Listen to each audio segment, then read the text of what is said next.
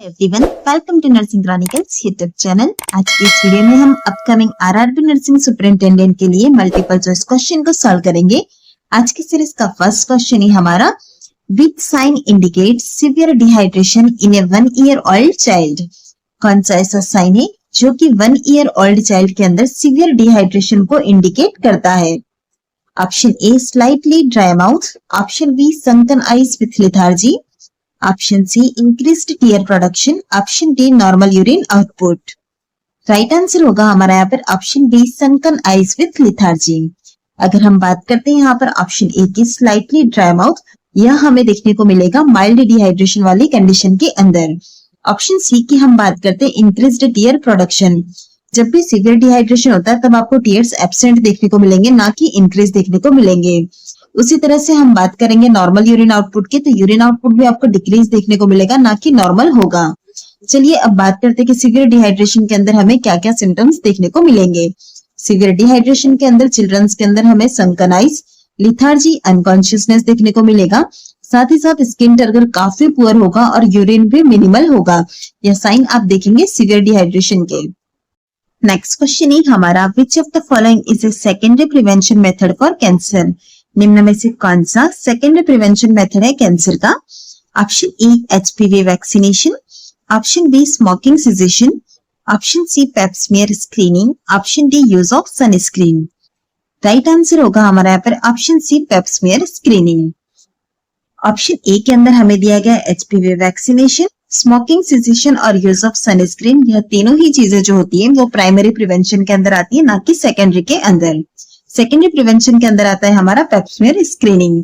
Primary prevention के अंदर हमारे वो मेजर्स आते हैं जो डिजीज को प्रिवेंट करने में यूज में लिए जाते हैं। और सेकेंडरी प्रिवेंशन में मतलब क्या होता है, early detection before symptoms begin. Next question है हमारा, विच ऑफ द फॉलोइंग में cause early closure of the anterior fontanelle. निम्न में से कौन सी ऐसी कंडीशन है जिसके अंदर की एंटीरियर फोंटानेल का क्लोजर अर्ली होता है? Option A, hydrocephalus. Option B, hypothyroidism. Option C, craniosynostosis. Option D, rickets.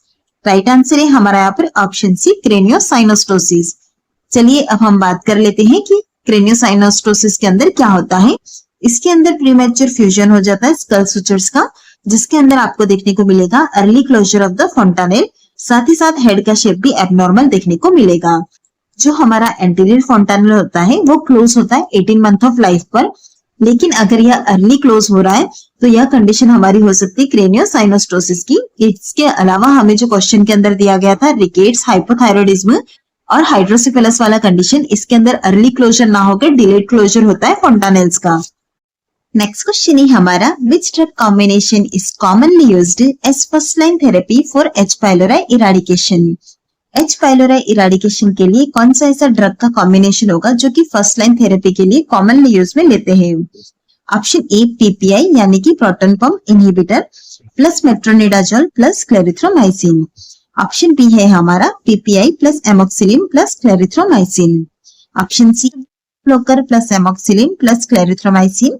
Option D, PPI alone. Right answer है हमारा यहाँ पर option B, PPI plus amoxicillin plus clarithromycin.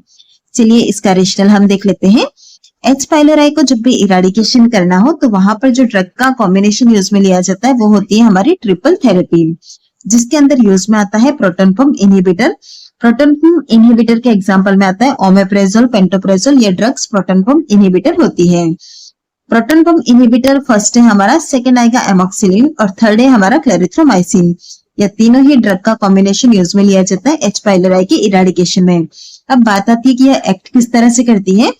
Proton pump inhibitor जो होती है वो डिक्रीज करती है एसिड को, जिससे क्या होगा, हीलिंग प्रमोट होगा। और जो हमारी एंटीबायोटिक्स होती है उसका रोल होता है बैक्टीरिया को किल करना।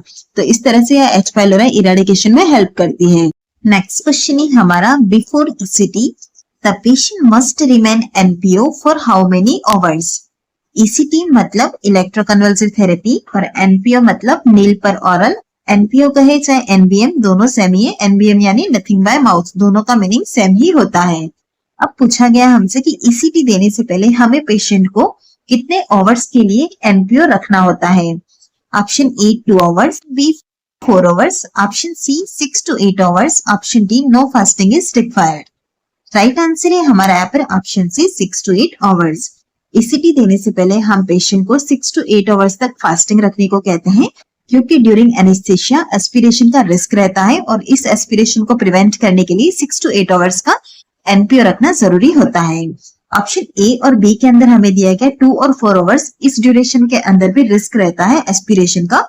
और लास्ट में हमें दिया गया नो फास्टिंग इज रिक्वायर्ड, यह भी हमारा करेक्ट आंसर नहीं है क्योंकि फास्टिंग तो मैंडेटरी होती है।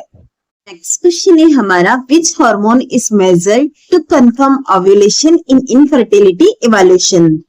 जब इनफर्टिलिटी का इवैल्यूएशन करते हैं तो वहां पर ओव्यूलेशन को कंफर्म करने के लिए कौन सा हार्मोन होता है जिसे मेजर किया जाता है? Option A FSH, option B LH, option C progesterone, option D estradiol. Right answer होगा हमारा यहाँ पर option C progesterone. Serum progesterone को मेजर किया जाता है डे 21 पर। अगर प्रोजेस्टेरॉन का लेवल इंक्रीज हो रहा है तो ओव्यूलेशन हो गया है, क्योंकि आफ्टर ओव्यूलेशन कॉर्पस ल्यूटियम जो होता है वो प्रोजेस्टेरॉन को सिक्रेट करती है। इसलिए इस टाइम पर अगर आपने सीरम प्रोजेस्टेरॉन को मेजर किया तो आपको देखा कि प्रोजेस्टेरॉन का लेवल इंक्रीज हो रहा है, जो कि कंफर्म करता है कि ओव्यूलेशन हो गया है। नेक्स्ट क्वेश्चन है हमारा, which pelvic type is least common in women. Women के अंदर कौन सा ऐसा पेल्विक टाइप है जो कि सबसे कम कॉमन प्रेजेंट होता है? Option A gynaecoid, option B android, option C anthropoid, option D platypelloid pelvis. Right answer होगा हमारा यहाँ पर ऑप्शन डी प्लेटिपेलॉइड पेल्विस। अगर हम वुमेन्स के अंदर टाइप ऑफ पेल्विस की बात करते हैं तो वो 4 होते हैं, गायनेकॉइड, एंड्रॉइड, एंथ्रोपॉइड और फिर आता है हमारा प्लेटिपेलॉइड पेल्विस। अगर हम बात करते हैं कि इसका अप्रोक्सीमेट फ्रीक्वेंसी कितना प्रेजेंट होता है तो गायनेकॉइड जो होता है उसका 50% होता है, एंथ्रोपॉइड का होता है 25%, एंड्रॉइड पेल्विस होता है 20% और प्लेटिपेलॉइड पेल्विस जो होता है वो सबसे कम यानी कि 5% के अराउंड प्रेजेंट देखने को मिल सकता है। इसीलिए राइट आंसर हमारा यहाँ पर ऑप्शन डी है। हमारा, which pelvic diameter is most important for assessing pelvic capacity for vaginal delivery. कौन सा ऐसा पेल्विक डायमीटर है जो कि सबसे ज्यादा इंपॉर्टेंट है for assessing the pelvic capacity for the vaginal delivery? Option A transverse diameter of inlet, option B AP diameter of inlet, option C interspinous diameter जिसे कि मिड पेल्विस भी बोलते हैं, option D AP diameter of outlet. Right answer है हमारा यहाँ पर option C interspinous diameter mid pelvis, option C right answer है यहाँ पर। चलिए इसका रेशनल भी हम देख लेते हैं। ड्यूरिंग लेबर फिटल का हेड जो है वो 3 पेल्विस लेवल से पार होता है। सबसे फर्स्ट है हमारा पेल्विक इनलेट, फिर आता है मिड पेल्विस और फिर है लास्ट थर्ड पेल्विक आउटलेट। इन तीनों में से नैरोएस्ट पार्ट जो होता है वो मिड पेल्विस होता है। इसीलिए अगर मिड पेल्विस अगर बहुत ज्यादा नैरोएस्ट होगा तो उसकी वजह से जो हमारा लेबर का प्रोग्रेशन है वो अरेस्ट हो जाता है। क्वेश्चन है हमारा, the first line drug used to induce ovulation in women with PCOS. एक वुमेन है पीसीओएस यानी कि पॉलीसिस्टिक ओवेरियन सिंड्रोम वाली। इस वुमेन के अंदर अगर हमें इंड्यूस करना है ओव्यूलेशन को तो हमारा फर्स्ट लाइन ड्रग क्या रहेगा? Option A metformin, option B clomiphene citrate, option C progesterone, option D bromocriptine. Right answer है हमारा यहाँ पर ऑप्शन बी क्लोमिफेन साइट्रेट। अगर हम बात करते हैं यहाँ पर मेटफॉर्मिन की, मेटफॉर्मिन इंप्रूव करता है इंसुलिन रेजिस्टेंस को। ऑप्शन सी के अंदर हमें दिया गया प्रोजेस्टेरॉन। प्रोजेस्टेरॉन जो होता है वो ल्यूटेरल सपोर्ट प्रोवाइड करता है, ना कि ओव्यूलेशन इंडक्शन। और लास्ट है हमारा ऑप्शन डी ब्रोमोक्रिप्टिन।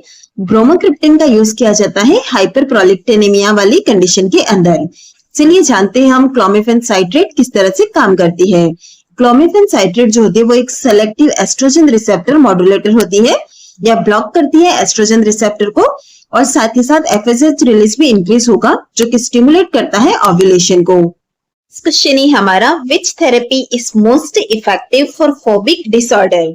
फोबिया वाले डिसऑर्डर कौन सी ऐसी थेरेपी है जो सबसे ज्यादा इफेक्टिव होती है? Option A psychoanalysis, option B systematic desensitization, option C aversion therapy, option D hypnosis.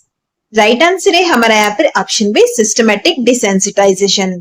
Phobia एक ऐसा डिसऑर्डर है जिसके अंदर इरेशनल फियर होता है किसी ऑब्जेक्ट या सिचुएशन के साथ में।